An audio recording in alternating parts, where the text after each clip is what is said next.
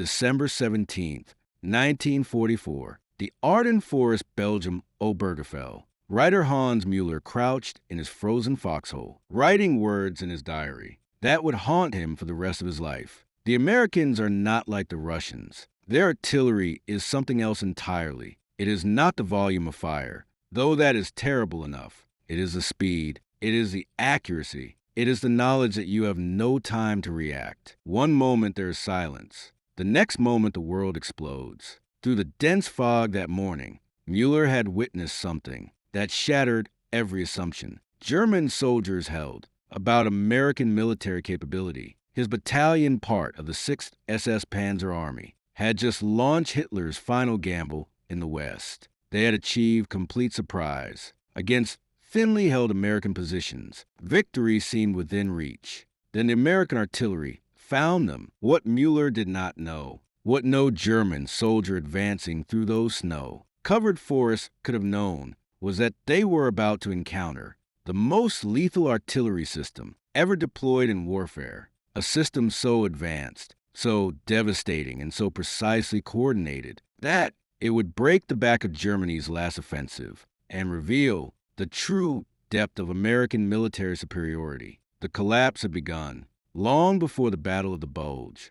Throughout 1943 and 1944, German veterans transferred from the Eastern Front to face American forces in Italy, France, and the Low Countries, carried with them assumptions forged in desperate battles against Soviet artillery. They had learned to survive Russian bombardments through hard-won experience. The Russians would fire ranging shots, giving German troops precious seconds to seek cover. The shells would arrive in predictable patterns, allowing movement between barrage. The fire direction was often slow, taking 10 to 15 minutes from observation to impact. The Americans were different, terrifyingly different. Gufreiter Otto Schmidt, a veteran of 2 years on the Eastern Front, captured with the Afrika Korps in Tunisia in May 1943, would later describe his first encounter with American artillery. In a post-war interview, we had taken position in a wadi north of Tunis. Good cover, we thought. The Russians would have needed an hour to find us, and another hour to range their guns. We felt safe enough to heat our morning coffee. Then we saw it, a small aircraft no bigger than a reconnaissance plane, puttering overhead at perhaps 500 meters altitude. We barely paid attention. Such aircraft had no weapons. We assumed it was doing photography. 3 minutes later, without warning, without ranging shots, without any indication whatsoever, the entire body erupted, shells landing simultaneously, not in sequence. Air bursts above us, ground bursts among us. In 30 seconds, my company ceased to exist as a fighting unit. I was one of 11 survivors from 123 men. The aircraft Schmidt had seen was an L-4 Grasshopper, the American forward observer's flying platform. These unassuming Piper Cubs have become the most feared aircraft in the German military, not for any weapons they carried, but for what followed their appearance. German soldiers learned a bitter truth. When you saw a Grasshopper, overhead you had minutes, perhaps only seconds, before American artillery turned your position into a killing ground. Lieutenant Friedrich Bauer, an artillery officer who had coordinated counter-battery fire on the Eastern Front, documented his astonishment in letters, discovered decades later in German military archives. I studied American artillery procedures from captured documents. Initially, I believed these documents were deception, propaganda designed to intimidate. No artillery system could perform as described. The coordination required would be impossible. Then I witnessed it myself near Salerno. An MPT American Grasshopper appeared. We tracked it, preparing to displace our guns as standard procedure before we could move, before we had even computed firing data. 4 counter-battery fire. American shells were landing on our position. Not random fire, not area saturation. Precise fire on each gun. They had calculated firing solutions, coordinated multiple batteries at different ranges, and delivered simultaneous fire in less time than it took our own forward observers to radio map coordinates to our fire direction center. The secret to American artillery superiority lay not in a single innovation, but in a comprehensive system that integrated technology, training, and industrial capacity at a level Germany could never match. The foundation was the Fire Direction Center, a concept that revolutionized artillery employment, where German artillery batteries calculated firing solutions individually. American batteries fed all data to a central fire direction center that could coordinate fire from dozens of batteries simultaneously. The FDC system depended on pre-computed firing tables. In offices across the United States, rooms full of women worked with mechanical calculators, slide rules, and logarithm tables, computing firing solutions for every conceivable combination of variables: wind speed and direction, temperature, humidity, barrel wear propellant temperature, altitude differences between gun and target. These tables, printed in books small enough to carry in a map case, allowed American fire direction officers to calculate precise firing solutions in minutes rather than hours. Hauptmann Werner Hoffmann, a mathematics professor, conscripted into the Wehrmacht artillery, examined captured American firing tables after the war. His analysis, preserved in German military records, revealed his stunned appreciation. These tables represent years of computational work, thousands of hours on mechanical calculators. They had computed solutions for every variable we might encounter in the field. Our own firing tables were crude by comparison, requiring extensive field calculations. For each mission, the Americans had done the mathematics in advance. In the field, they simply looked up the answer, but tables alone could not explain American artillery's devastating effectiveness. The true revolution was time on target, a firing technique so advanced that few nations possessed the capability to execute it. Time on target, universally known as TOT, coordinated artillery fire so that shells from multiple batteries, fired at different times, based on their distance from the target, arrived simultaneously within a 3-second window. The effect was catastrophic. German soldiers experienced no warning, no ranging shots, no gradual buildup of fire. One instant silence. The next instant, dozens of shells detonating simultaneously. Troops in the open, whose survival against conventional artillery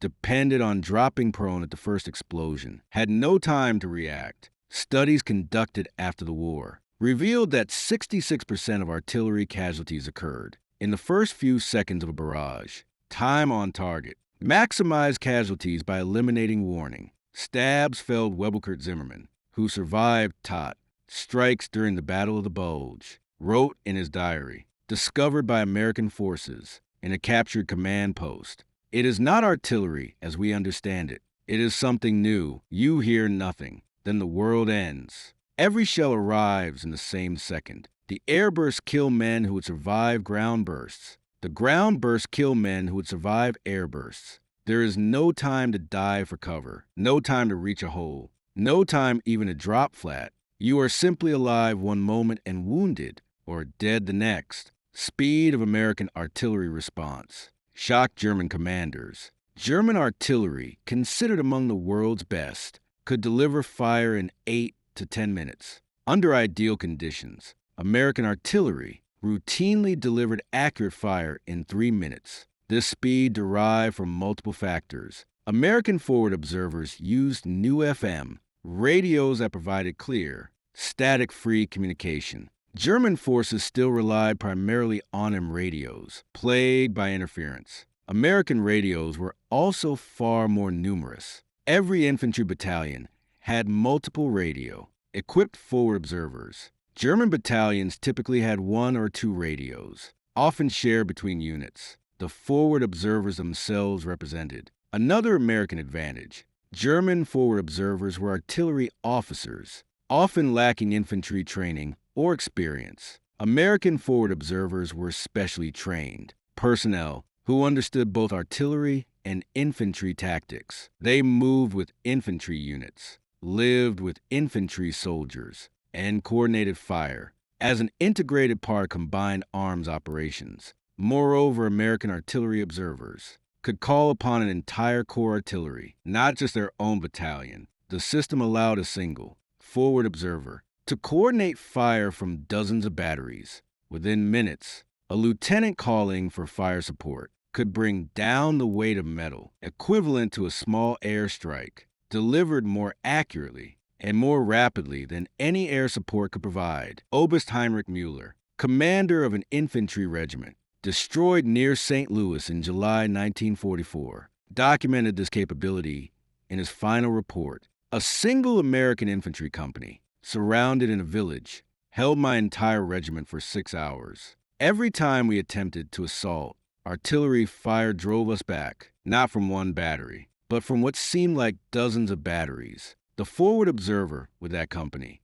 probably a lieutenant or captain, commanded more firepower than I could bring to bear. With my entire regimental artillery, we lost 400 men attempting to overrun 120 Americans. We failed. The artillery pieces themselves demonstrated American industrial superiority. The M2A 1105mm howitzer, the standard American light artillery piece, was a marvel of engineering and manufacturing. Rock Island Arsenal had perfected production techniques that allowed rapid manufacturing to precise tolerances. By the end of World War II, 8,536 M2A1 howitzers had been produced. Each American infantry division had 36 of these howitzers, organized into 3 battalions of 12 guns each. These battalions were fully motorized, towed by trucks, or half-tracks that could move at highway speeds. Displacement from one firing position to another,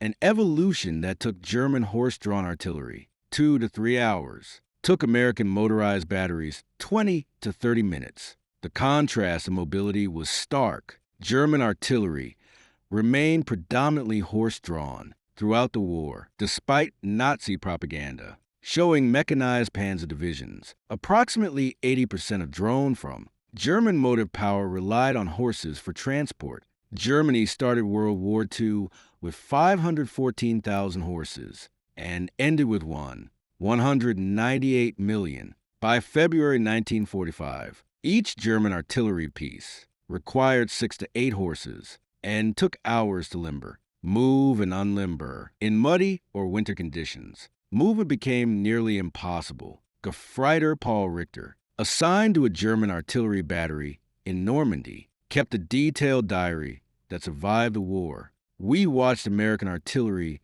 displaced during a battle. They fired their mission, then trucks appeared. Within 20 minutes, the entire battery had limbered their guns and departed. We required 2 hours minimum to perform the same evolution, and that assumed good weather and roads. In mud or under fire, we might need 4 hours. The Americans would set up at a new position and be ready to fire again before we had finished moving. We were fighting a 19th century war with horses against an enemy, fighting a 20th century war with trucks. The outcome was inevitable. American 155mm howitzers provided even more devastating fire support. Each division had 12 M11 55mm howitzers in a separate battalion, these guns firing 43-kilogram shells to ranges exceeding 14,000 meters, provided the division commander with a heavy punch, capable of destroying fortifications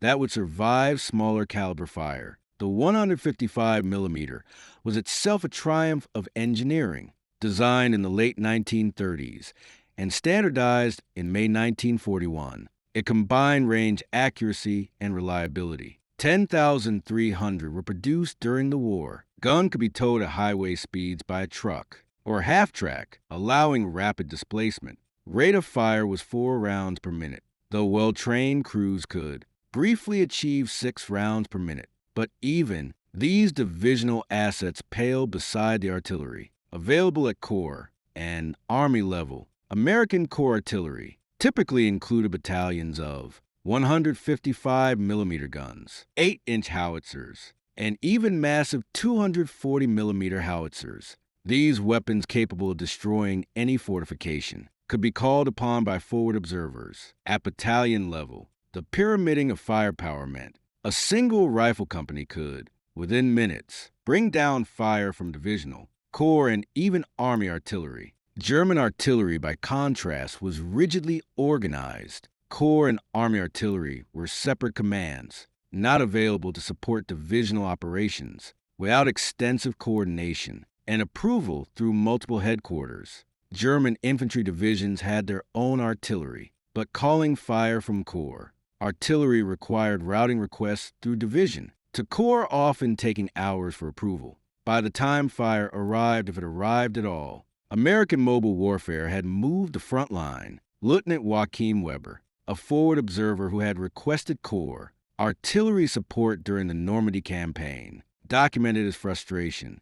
I called for Corps artillery at 09:15 hours. The enemy was massing tanks. For an assault on our position, I provided exact coordinates, described the target, explained the tactical situation. At 13:30 hours, for hours later, I finally received fire 3 salvos. By that time, the American tanks had completed their attack and withdrawn. Our position was overrun. I survived only by luck. The Corps artillery, which might have saved us, arrived too late to matter. The technical sophistication of American artillery extended to the ammunition itself. While Germany struggled with propellant shortages and inconsistent shell production, American industry delivered ammunition in seemingly unlimited quantities, manufactured to precise specifications that ensured consistent performance. More significantly, the Americans deployed the variable time fuse, the VT fuse,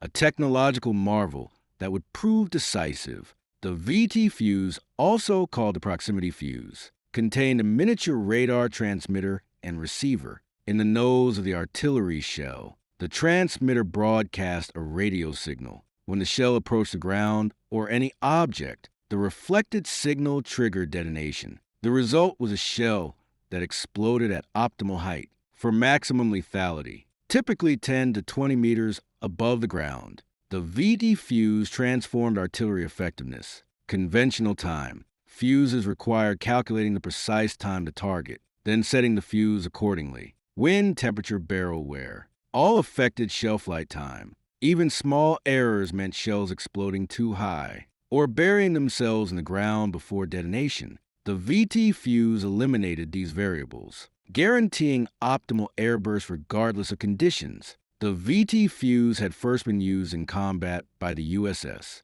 Helena on January 1943, shooting down a Japanese dive bomber off Guadalcanal with only 2 to 3 salvos. Throughout 1943 and 1944, VT fuses proved devastatingly effective in naval, anti-aircraft operations and against V-1 flying bombs over England. However, concerns about the technology falling into German hands prevented its use in ground artillery over Europe. General Dwight Eisenhower personally requested permission to employ VT fuses during the Battle of the Bulge, arguing that their effectiveness justified the security risk. The Pentagon initially refused, but Eisenhower protested vehemently. Formal authorization came on December 21st, 1944, shortly after the German offensive began. This marked the first use of VT fuses against ground troops in the European theater. The decision proved correct.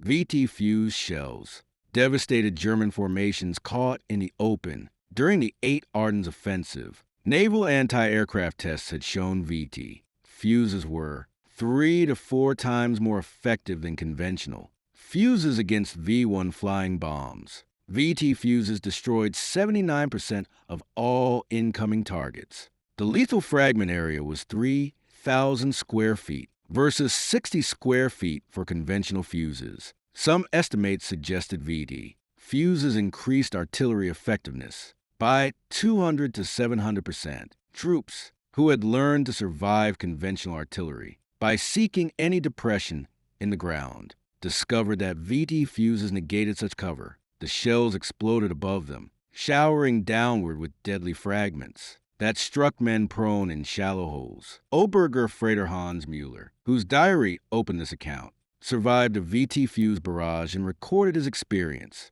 We had learned on the Eastern Front to go flat at the first explosion. Even shallow depressions offer protection from fragments traveling horizontally. But these shells, these demon shells as we called them, exploded above us. The fragments came down like rain. Men in foxholes, men who should have been protected, were killed by fragments that fell vertically. There was no defense except deep bunkers, and we had no time to dig deep bunkers. We simply died. The psychological impact of VT fuses compounded their physical effects. German soldiers, trained to respond to artillery by seeking cover, found their training irrelevant. The knowledge that no cover, short of overhead protection, would save them induced paralysis. Some units refused to leave defensive positions, even under direct orders, because movement in the open meant certain death. If American artillery engaged them, helped man Friedrich, Bauer documented a near mutiny in his unit.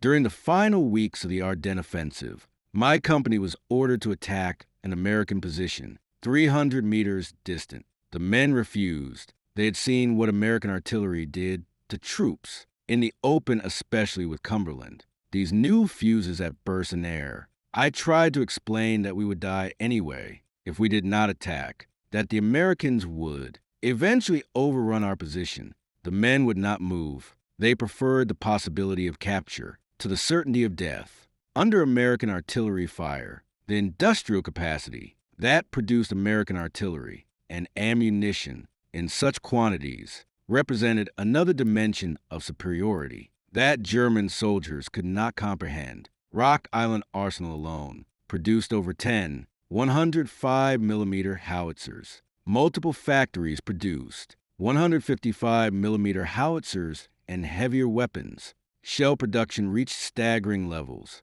Throughout the war, German production, hampered by Allied bombing, resource shortages, and inefficient allocation of industrial capacity, never approached American levels. German artillery pieces were often superior in design to their American counterparts, but Germany produced them in insufficient numbers and lacked the industrial capacity to maintain production as the war continued. By 1944, German artillery batteries often operated at half strength, with guns destroyed or worn out, and no replacements available. More critically, German ammunition production could not sustain intensive operations. German artillery batteries were often limited to minimal daily allowances, sometimes as few as 2 to 3 shells per gun. Per day, American batteries faced no such restrictions. Forward observers could call for fire freely, knowing that ammunition supply was effectively unlimited. Lieutenant Werner Vogel, a German artillery officer, documented the ammunition crisis in his war diary. We received 50 shells per gun for the entire week, 50 shells to support an infantry regiment, facing continuous American attacks. I was required to justify each fire mission to battalion, explaining why this particular target merited expenditure of irreplaceable ammunition. Meanwhile, American artillery fired thousands of shells daily, with no apparent concern for conservation. We fought a poor man's war against a rich man's enemy. The disparity in ammunition supply manifested in tactical doctrine. German artillery doctrine emphasized massed fire on high-value targets, delivered only after careful planning and approval. American doctrine emphasized responsive fire, immediately available to support infantry operations. An American infantry platoon leader could request and receive artillery support within minutes. A German platoon leader might wait hours for fire. If he received any at all, the logistics of ammunition supply further highlighted American advantages. American artillery was fully motorized, supplied by truck convoys that could deliver thousands of shells to forward positions. Within hours, German artillery, horse-drawn and often dependent on rail transport for long-distance movement, struggled to maintain adequate forward stocks. As Allied air power interdicted German rail networks, ammunition supply became increasingly difficult. American logistics also benefited from standardization. The M1 shell fired by 105mm howitzers used the same fuse as shells fired by 155mm howitzers and larger calibers. This standardization simplified supply, reduced inventory requirements, and ensured that fuses were always available. German ammunition production plagued by multiple fused designs and caliber variants, suffered chronic shortages of specific components. Even when overall production remained adequate, the superiority of American artillery created a cascading effect on German tactical options. German commanders, knowing that massing forces would draw devastating artillery fire, dispersed their units. But dispersed units lack combat power and could be defeated piecemeal. Concentrated forces could generate combat power, but became targets for American artillery. Either choice led to defeat. The Ardennes offensive, Germany's final major attack in the West, demonstrated these dynamics with brutal clarity. German planning depended on fog and overcast weather. To neutralize American air power, the planners correctly assessed that American aircraft could not operate in bad weather. They failed to understand that American artillery did not require good weather. During the opening days of the offensive, German armored and infantry divisions achieved significant penetrations against surprised American forces. Over 200,000 German troops and approximately 1,000 tanks launched the initial assault on December 16, 1944. Then American artillery found them lacking the mobility to rapidly displace. When taken under fire, German horse-drawn artillery batteries were destroyed, in place lacking the ammunition reserves to engage in sustained counter-battery fire. German guns fell silent, while American guns continued to fire. Stabs felled Webelkurt Zimmermann, whose diary provides extensive detail on German artillery operations during the Bulge, recorded the disparity. Our battery was located in woods south of St. Vith. We had 50 shells per gun, our entire allocation for the operation. We fired a mission in support of our infantry within 10 minutes. American counter-battery fire destroyed 3 of our 6 guns and killed most of the horses. We attempted to displace the remaining guns, but lacked horses to move them. We abandoned the guns and withdrew on foot. This was the pattern across the entire front. Our artillery was silenced, while American artillery continued to fire without pause. At Bastion American artillery, ammunition was actually restricted to only 10 rounds per gun per day on December, due to shortages. Despite this constraint,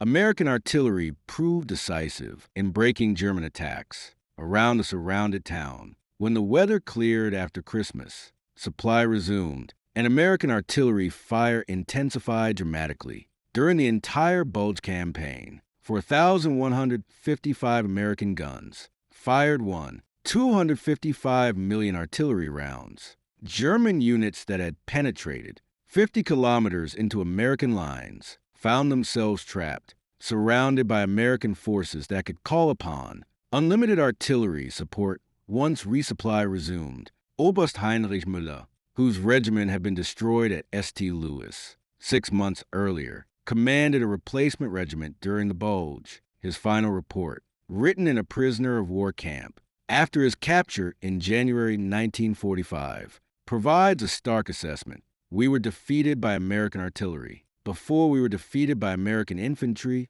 or armor. Every movement we made was observed by their aircraft and engaged by their artillery. Every concentration of forces was broken up by artillery fire before we could attack. Every defensive position was smashed by artillery before their infantry assaulted. We could not move, could not mass, could not defend. We simply absorbed artillery fire until we ceased to exist as an effective force. The offensive, planned to drive through to Antwerp and split Allied armies, stalled after less than a week, broken primarily by American artillery. Units that began the offensive at full strength ended it with 30 to 40% casualties, with artillery fire accounting for the majority of losses. The lessons learned by German soldiers who survived American artillery came too late to change the war's outcome. Those captured and sent to prisoner of war camps in the United States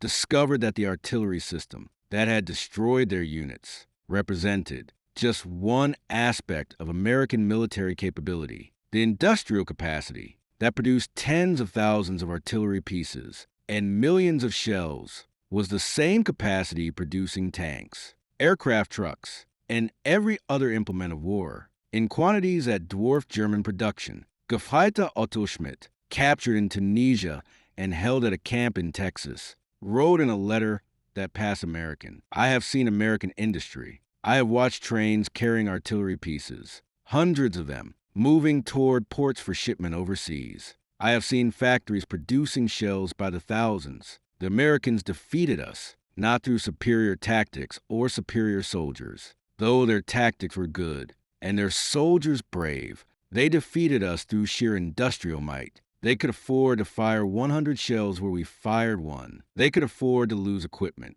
and replace it within days. We could not match this, could never match this. No matter how long we fought, the German prisoners of war who witnessed American artillery training exercises in the United States saw firsthand the professionalism and preparation that made the system so effective. American artillery crews trained constantly, practicing the coordination and communication that allowed time on target missions. Forward observers worked closely with infantry units, practicing the integration that made American combined arms operations so effective. Leutnant Friedrich Bauer, the artillery officer captured in Italy, attended lectures at a prisoner of war camp where American artillery officers explained their methods. His notes preserved in German archives reveal his professional admiration. They have systemized everything we did by individual skill and initiative, where we depended on talented artillery officers. Confronting fearing solution.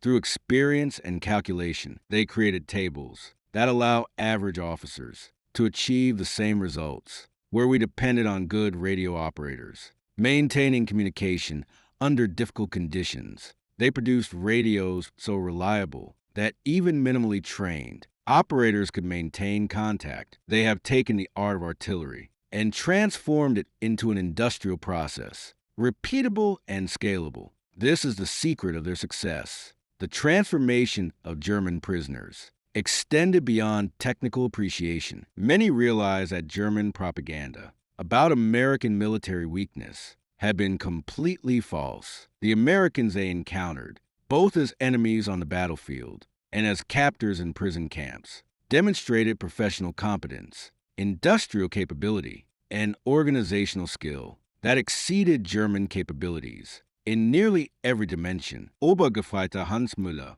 whose diary chronicled his experiences in the Ardennes, was captured during the collapse of the German offensive. His later diary entries, written in a prisoner of war camp, reflect a complete reversal of his earlier beliefs. We were told the Americans were inferior soldiers, that they lacked fighting spirit, that they depended on material superiority because they lacked the skill and courage of German soldiers. These were lies. American soldiers fought with courage and skill, but they also fought with overwhelming material advantages that German courage and skill could not overcome. Most significantly, they fought with an artillery system so advanced that we had no effective counter. This more than any other factor defeated us. By early 1945, as Germany's situation became hopeless, American artillery superiority only increased. German ammunition production collapsed under Allied bombing. German artillery units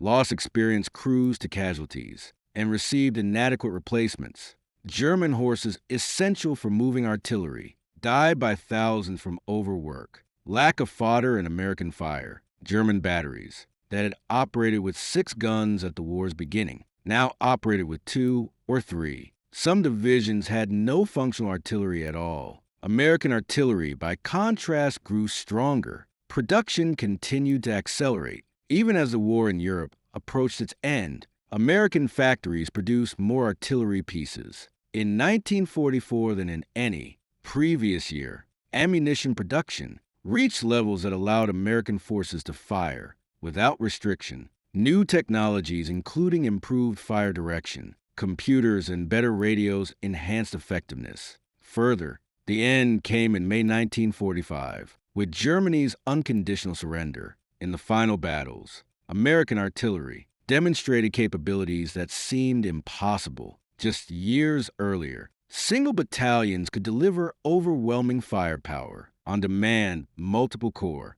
Artillery could coordinate fire on area targets, saturating entire map grid squares with shells. Forward, observers could call down destruction on any target within minutes, confident that accurate fire would arrive quickly. German survivors of these final battles carried with them profound respect for American artillery. Hauptmann Werner Hoffmann, the mathematics professor who had analyzed American firing tables, was captured in the Rue Pocket in April 1945. His final military report, written for American intelligence officers, provided professional analysis of American artillery effectiveness. The American artillery system represents the culmination of industrial age warfare. They have applied industrial methods, mass production, standardization, and systematic training to create a weapon system of unprecedented effectiveness. Individual German artillery pieces